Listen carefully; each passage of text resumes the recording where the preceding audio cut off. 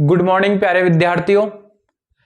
तो जो भी बच्चे क्लास 10 की बोर्ड एग्जाम देंगे उन सभी के लिए बहुत बड़ी खुशखबरी है कि मैं आपको हर एक वीडियो के माध्यम से लगभग एक प्रश्नावली में 8 से 10 क्वेश्चन आपको करवाऊंगा जो आपके एग्जाम में पूछे जाएंगे।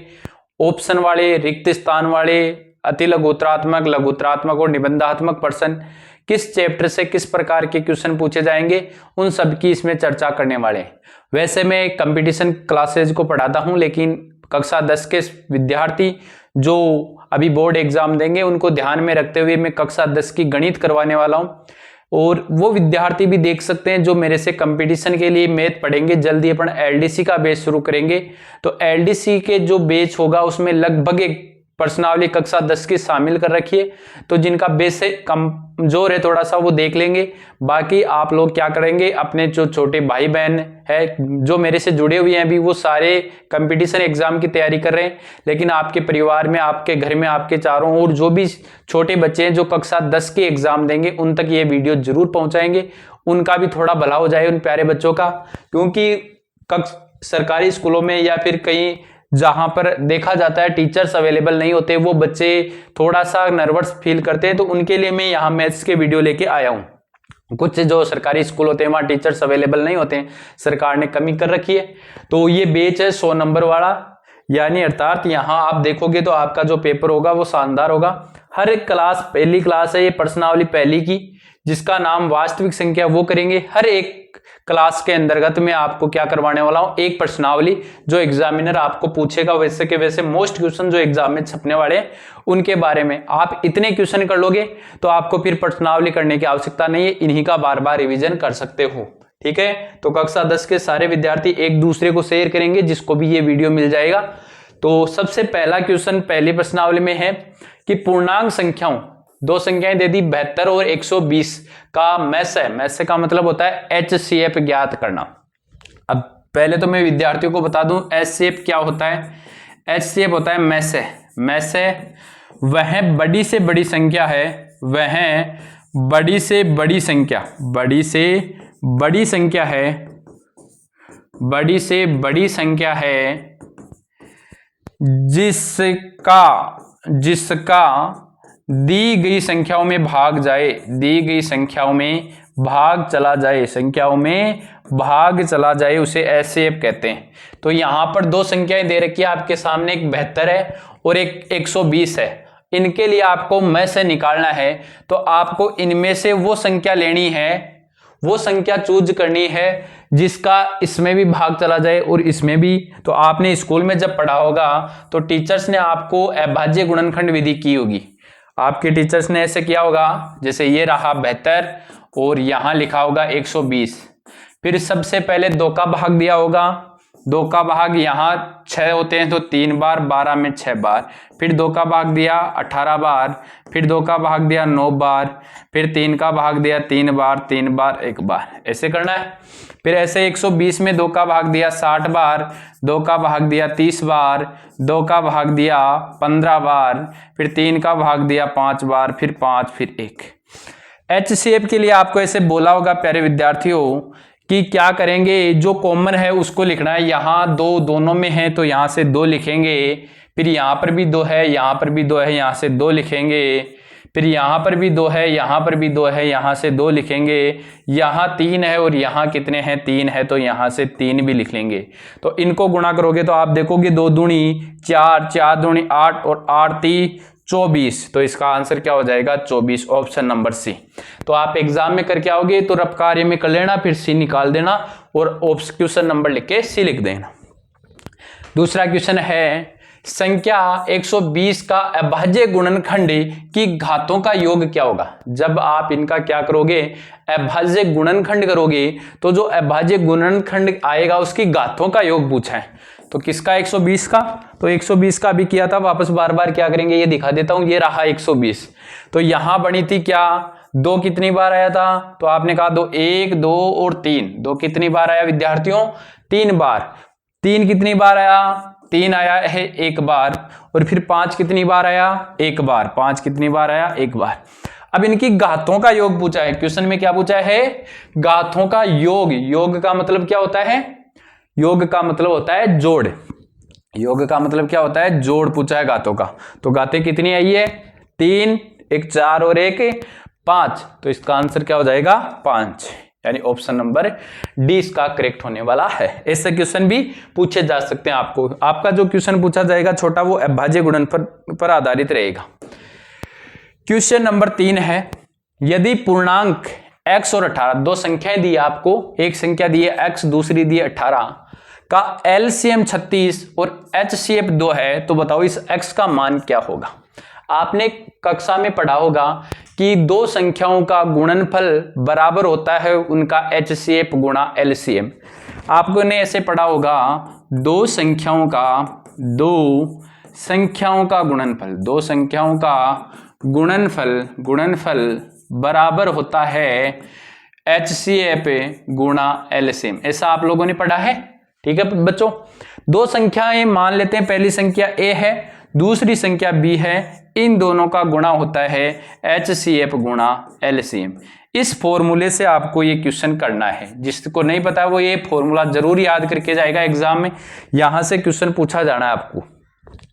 तो बताओ पहला पूर्णांक कितना है x, तो a की जगह कितना दे दिया x, b की जगह कितना दिया है 18 बराबर एचसीएफ कितना दिया है, एचसीएफ दिया है 2 और आपका एलसीएम कितना दिया है, एलसीएम दिया है 36।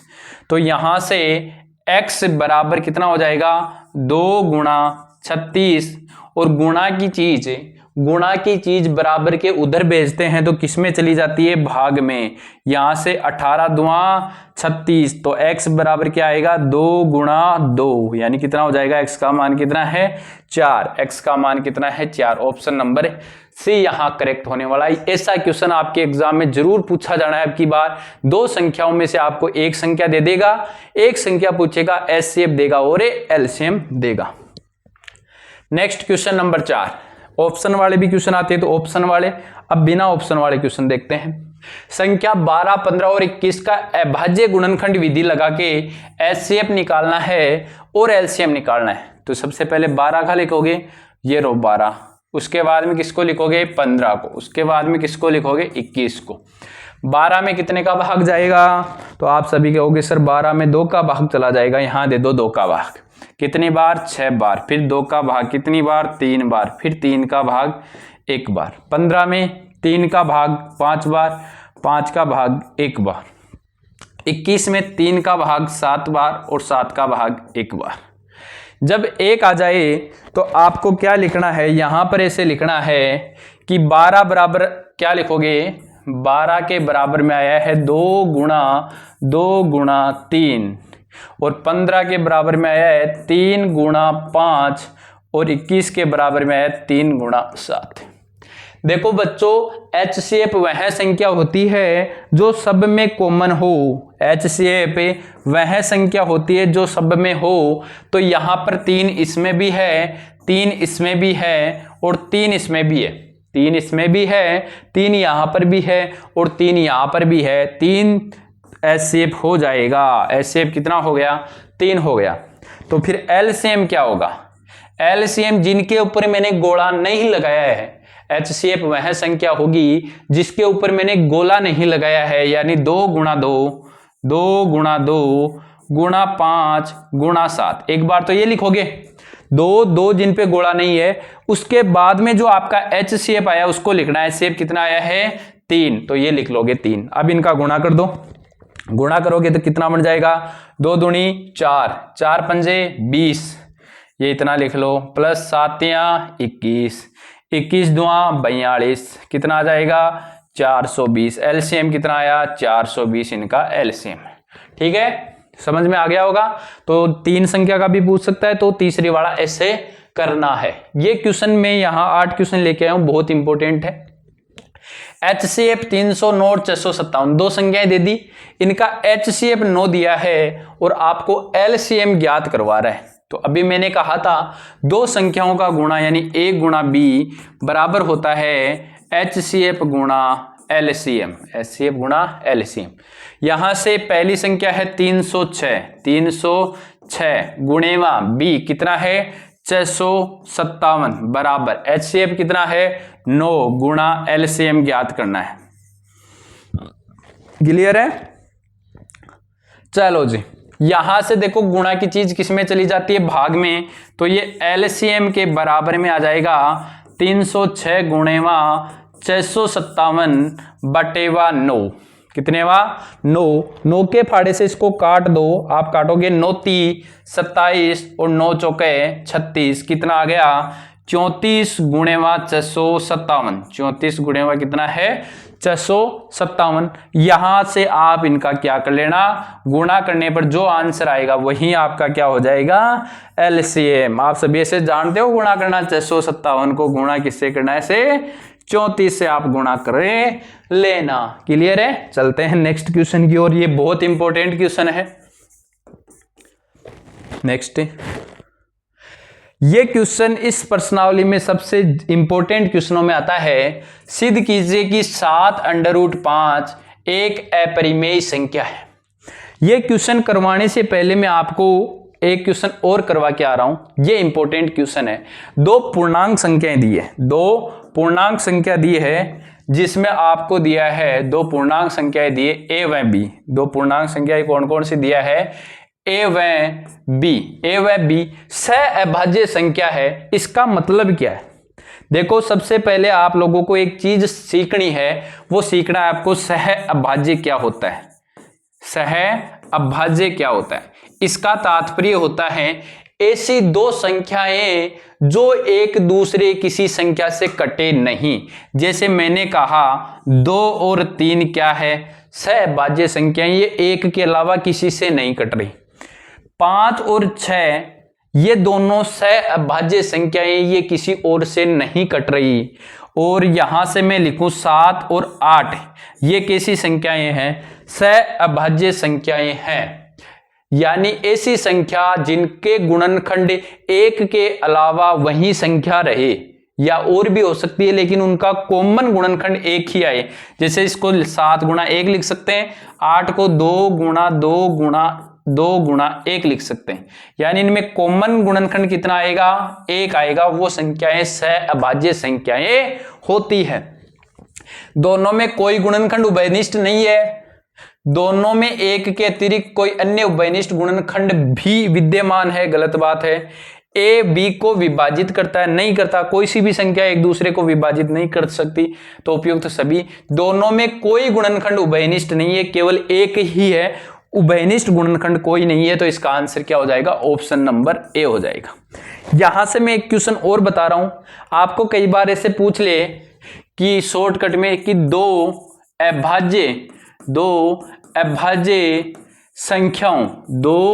अभाज्य संख्याओं का HCF होता है, HCF होता है। तो याद रखना इनका HCF है ना हमेशा 1 होता है। HCF हमेशा कितना होता है, 1 होता है। दो अभाज्य संख्याओं का या फिर दो सहअभाज्य संख्याओं का HCF हमेशा कितना होता है, 1 होता है। और LCM हमेशा उनका गुणनफल होता है, उनका गुणनफल होता है, उनका गुणनफल होता है। गुणनफल का मतलब गुणा होता है, मारवाड़ी में गुणनफल होता है। यह बात आपको याद रखनी है। इसके साथ में अब एक कॉन्सेप्ट परिमेय और अपरिमेय वाला बता दूं।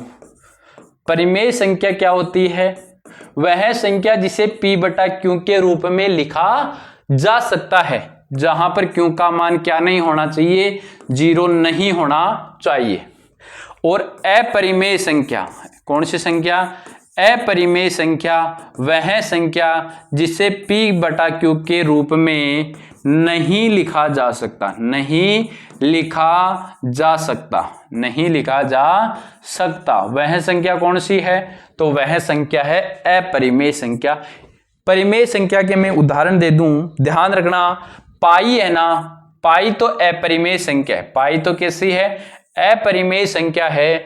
लेकिन 22/7 है, वो परिमेय संख्या। याद रखना विद्यार्थियों। 0 भी एक परिमेय संख्या है, √4 एक परिमेय संख्या है, लेकिन √2 और √3 अपरिमेय संख्या है।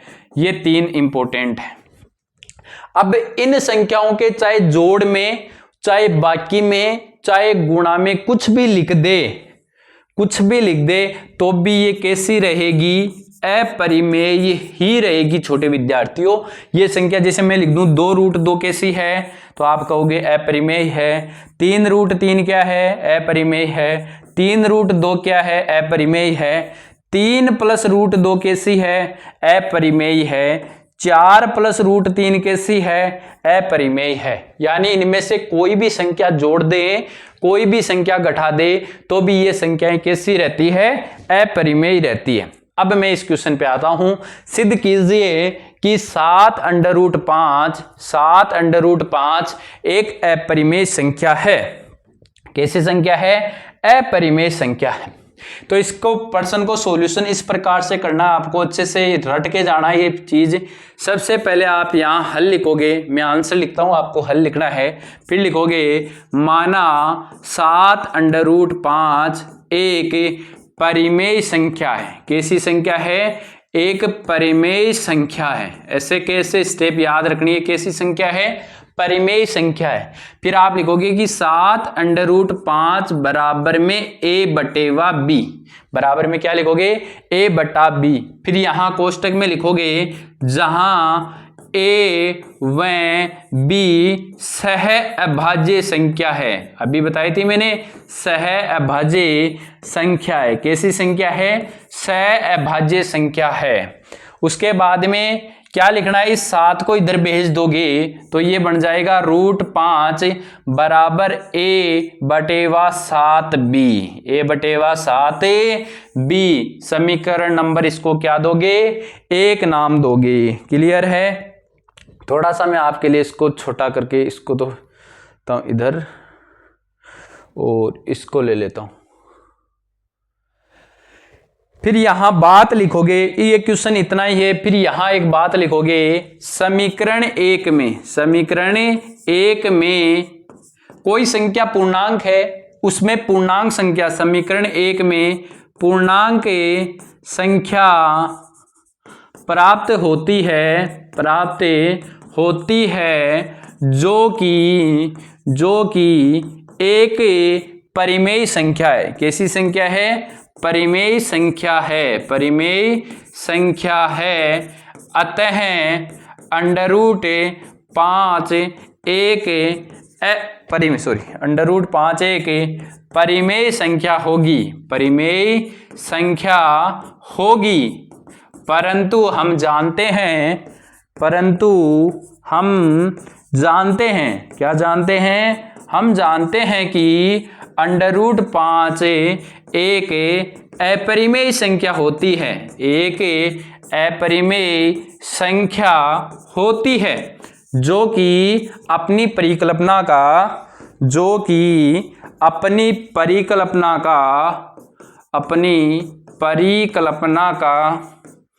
विरोधाभास है। क्या है, विरोधाभास है।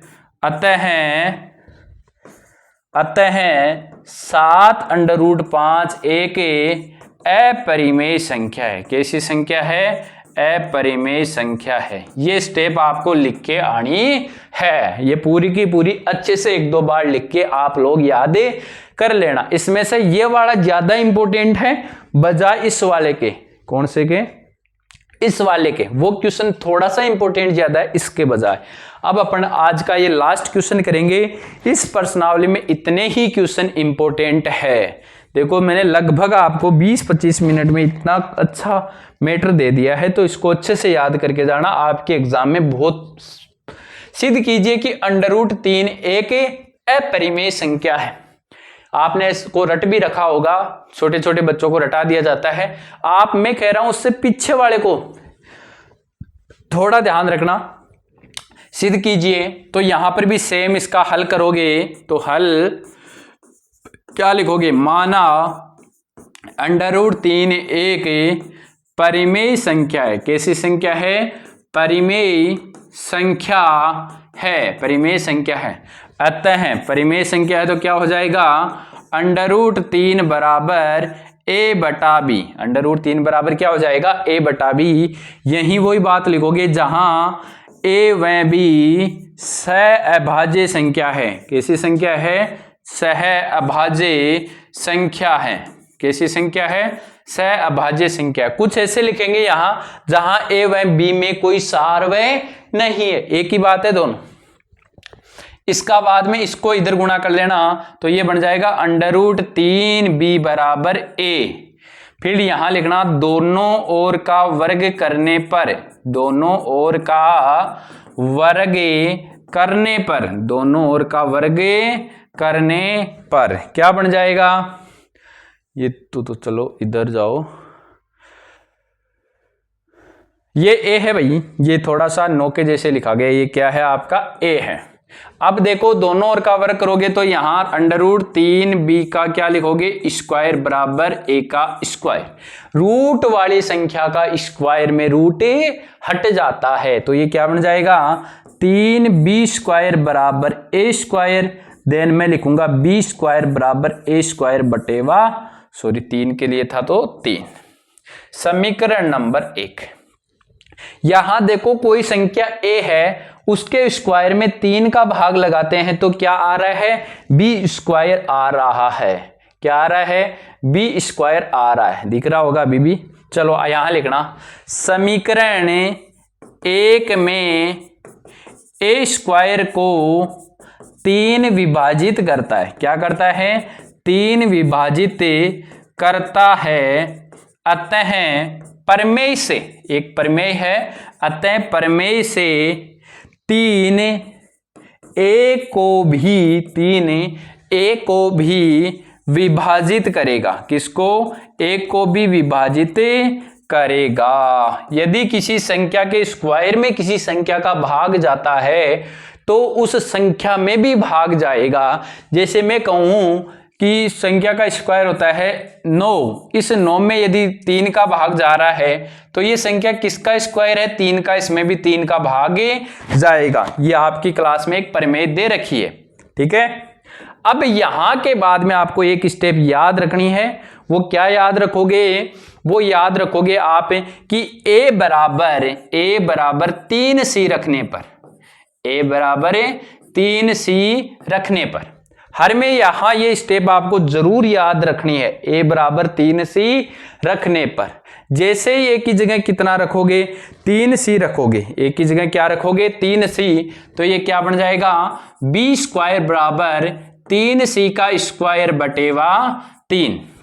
देन b स्क्वायर बराबर 3 का स्क्वायर 9c का स्क्वायर बटेवा 3। 3 से 3 कैंसिल। देन यहां लिख रहा हूं b स्क्वायर बराबर 3c स्क्वायर, तो यहां से c स्क्वायर बराबर में b स्क्वायर बटेवा 3।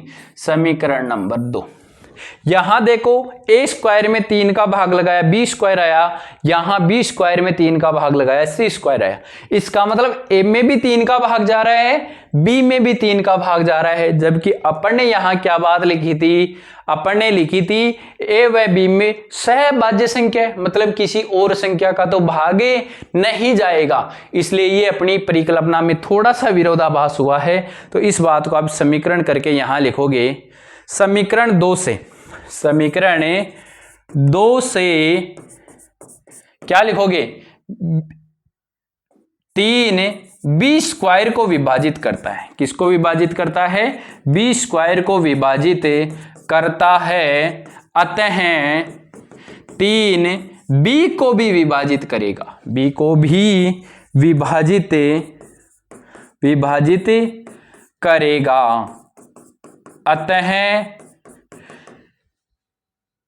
समीकरण 1 व 2 से, दोनों से तुलना करूं तो b को भी 3 और a को भी कौन विभाजित कर रहा है? 3। समीकरण 1 व 2 से a व b का साहर्वय गुणन या सह गुणन 3 है, जो कि अपनी परिकल्पना का विरोधाभास है। अपनी परिकल्पना का विरोधाभास है। कौन सा भास है? विरोधाभास है। क्योंकि अपन ने तो कहा था दोनों में कोई कॉमन है नहीं, यहां कौन कॉमन आ गया? 3 कॉमन आ गया।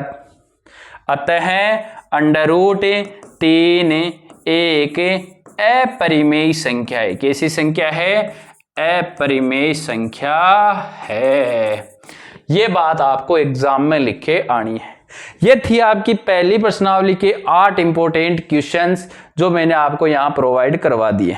आपको दिखाई तो नहीं दे रहा होगा, अब तो क्या ही देगा, लेकिन बड़ा जैसे मैंने किया था वैसा का वैसा आप देख सकते हो। एक बार वापस समझा देता हूं मैं। सबसे पहले आपको क्या करना है, इसको मानना है कि माना अंडर रूट 3 एक परिमेय संख्या है, फिर उसके बराबर में a बटा b रखना है, उसके बाद में 3 को इधर लेके जाना है, फिर 2 का क्या करना है, वर्ग करना है, वर्ग करने के बाद में समीकरण 1 बनाना है। फिर यहाँ एक बात लिखनी है कि समीकरण 1 में a स्क्वायर को 3 विभाजित करता है, अतः परिमेय से 3 a को भी विभाजित करेगा। फिर a बराबर 3c रखोगे तो b स्क्वायर बराबर 3c स्क्वायर बटे 9, देन b स्क्वायर का मान आ जाएगा 3c स्क्वायर बराबर b स्क्वायर बटे 3।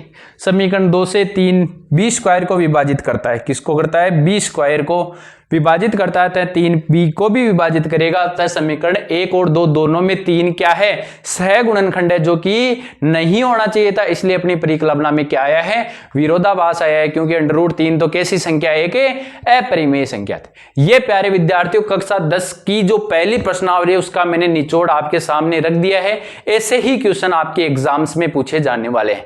कंटिन्यू आपको बैक टू बैक 15 वीडियो मिलेंगे जिसमें अपन 15 प्रश्नावलियों को कंप्लीट कर लेंगे। छोटे बच्चे जो भी चैनल पर पहली बार आते हैं, चैनल को अपने को सब्सक्राइब कर ले, क्योंकि यहां मैं वो मैथ दूंगा जो आपको कितने क्वेश्चन दिलाएगी, पूरे 100 के 100 नंबर दिलाने वाली है। तो सभी साथी अपने चैनल को एक बार सब्सक्राइब कर ले, और जो मेरे से जुड़े हुए बच्चे हैं जो तैयारी करना, एलडीसी का बैच अपना जल्दी आ रहा है, तो जुड़े रहिए। बाकी अपने छोटे बच्चों के लिए ये चीजें शेयर कर दे, क्योंकि उनका भी भला हो जाए। ठीक है, मिलते हैं नेक्स्ट वीडियो में, तब तक के लिए ऑल द बेस्ट, धन्यवाद, राम राम।